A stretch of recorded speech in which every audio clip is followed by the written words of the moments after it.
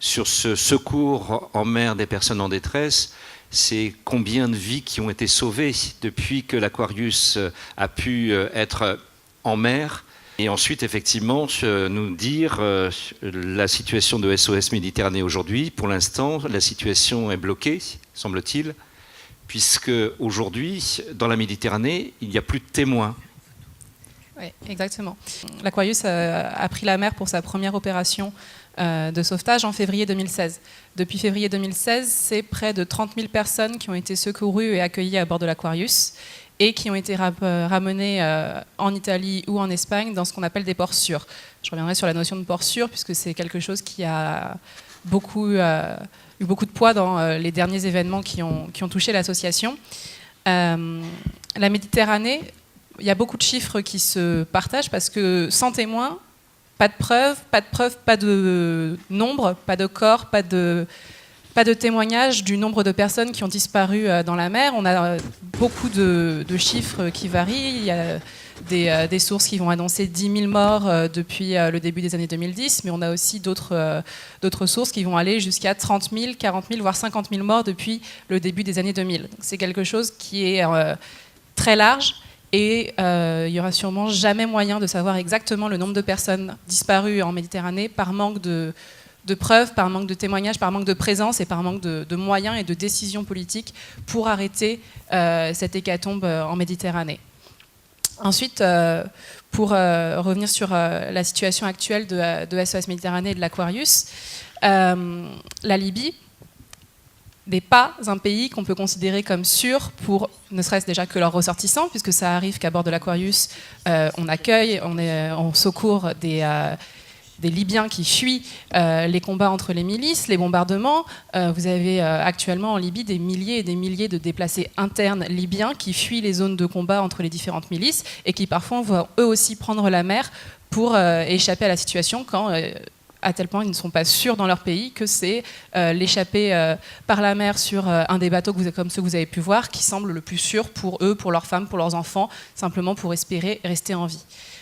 Pour les migrants, la situation est encore bien plus compliquée puisque tout le commerce qui est fait autour des migrants de la traversée vers la Méditerranée est devenu la troisième source financière du pays. Les migrants qui ont emprunté tous des routes très différentes, qui viennent de pays très différents pour des raisons très différentes, arrivent en Libye, tombent obligatoirement dans les mains de ce passeur, qui vont les revendre, parce que chaque passeur va contrôler une partie de trajet spécifique, le désert, qui est extrêmement dangereux. Sur le désert, on n'a absolument aucun chiffre sur le nombre de morts qu'il peut y avoir, de disparus dans le désert, quand ils viennent du Mali, de l'Algérie ou autre, on ne sait pas. Ensuite, ils vont arriver dans les villes côtières de Libye. Ils vont être emprisonnés, ils vont être torturés, ils vont être vendus pour du travail forcé. Vous avez beaucoup de gens ont entendu parler, il y a même eu des ventes de marché aux esclaves pour des migrants d'Afrique subsaharienne. Vous avez encore une fois aussi l'utilisation du viol comme technique de torture, que ce soit sur les femmes mais aussi sur les hommes. La technique de appeler la famille pour la faire payer, pour dire si jamais vous payez, on laisse la personne partir. Mais on la laisse partir comment ? On la laisse partir à bord d'un bateau surchargé, qui n'a aucun moyen d'atteindre l'Italie, qui risque soit de se renverser en cas de mouvement de panique. C'est pour ça qu'à un moment dans le film, la personne dit « pas de calme, pas de sauvetage ». C'est parce que si jamais les personnes s'énervent, s'excitent à bord du bateau, parce qu'elles sont en conditions de stress énormes, elles peuvent provoquer la rupture du fond du bateau qui est extrêmement faible, le renversement du bateau, et là... on parlera en dizaines de morts et en dizaines de disparus sur les personnes qui étaient à bord du bateau. Pour ça, l'importance de rester calme pour pouvoir assurer que tout le monde a un gilet de sauvetage avant de procéder au transbordement vers l'Aquarius. Donc la Libye, un pays où les gens ne veulent pas rester, les gens ne peuvent pas rester et où on ne peut pas les ramener. La Libye n'est pas signataire de la Convention de Genève, les personnes ne peuvent pas déposer une demande d'asile en Libye. Bien sûr, il y a le HCR qui est présent, mais pas suffisamment, et eux-mêmes définissent la Libye comme un pays pas sûr pour les migrants. Et quand on procède à un sauvetage en mer, la fin du sauvetage en mer n'est complétée que quand ces personnes ont été débarquées dans un port sûr. Quand l'Aquarius a reçu l'ordre de rapporter ces personnes, de ramener ces personnes en Libye, l'Aquarius s'y est opposé car la Libye ne comporte pas de port sûr. Seul un port sûr peut être défini pour rapporter ces personnes à bord, et c'est là le point le plus important des derniers mois, car depuis quelque temps, on a eu un basculement des compétences et de la responsabilité de la zone où s'effectuent ces sauvetages. Avant, c'était les gardes-côtes italiens qui coordonnaient ces sauvetages. Maintenant, c'est les gardes-côtes libyens qui ont été financés, formés par l'Italie et par l'Union européenne. Les gardes-côtes libyens, c'est pas du sauvetage qu'ils font, c'est de l'interception de personnes, puisqu'ils rapportent ces personnes en Libye. Et l'Aquarius s'est retrouvé à devoir coordonner ses opérations avec les Libyens. Quand les Libyens ont dit « ramener les personnes en Libye », c'est là que l'Aquarius a dit non. Et c'est le fait que l'Union européenne se désengage de la zone en laissant faire les Libyens, qui deviennent quasiment en fait les gardes-frontières de l'Union européenne, c'est bien cette situation qui pose problème aujourd'hui. Et parce que l'Aquarius s'y est opposé à dénoncer la situation, l'Aquarius a été victime à plusieurs reprises d'attaques qui ont occasionné en fait la perte de son pavillon. Sans pavillon, l'Aquarius ne peut pas naviguer.